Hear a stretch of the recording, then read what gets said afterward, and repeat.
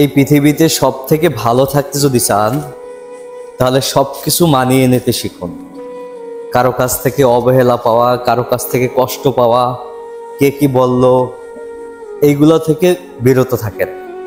তাহলে মনে করেন আপনি জীবনে সুখী হতে পারবেন।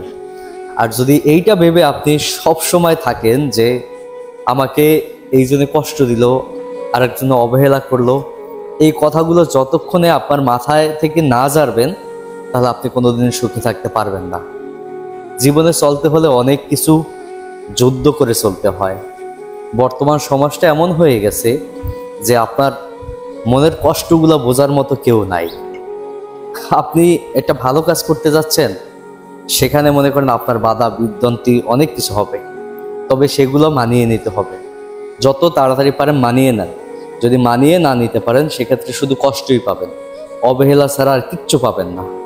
জীবনে চলতে হলে অনেক কিছুই ফেস করতে হয়। একটা কথা মনে রাখবেন, আপনি যদি ভালো কিছু করতে যান সেখানে আপনার অনেকে বাধা দিবে, কিন্তু যখন ভালো কিছু করতে গিয়ে আপনি যখন সাকসেস হবেন তখন কিন্তু সেই মানুষগুলো সবাই আপনাকে বাহাবা দিবে। তাই একটা কথা মনে রাখবেন, কারো কথা শোনা বাদ দেন। কে কি কষ্ট দিল সেই কষ্টগুলো থেকে বিরত থাকেন, দেখবেন জীবনে একদিন সুখী হবেন।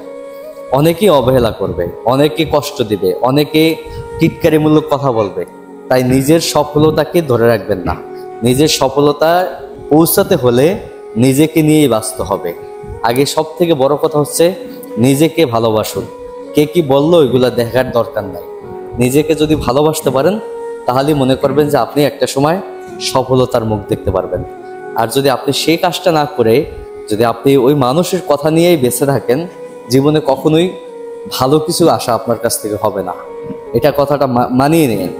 কথাগুলো কেন বলতেছি, কারণ বর্তমান সমাজে কেউ কারো ভালো চায় না। এই বর্তমান সমাজটা এমন একটা সমাজ হয়ে গেছে, আপনি ভালো কিছু করতে যাচ্ছেন, আপনার পাশের বাসার মানুষটা আপনাকে টেনে হিঁচড়ে কিভাবে নামানো যায় সেই চিন্তায় মগ্ন থাকবে।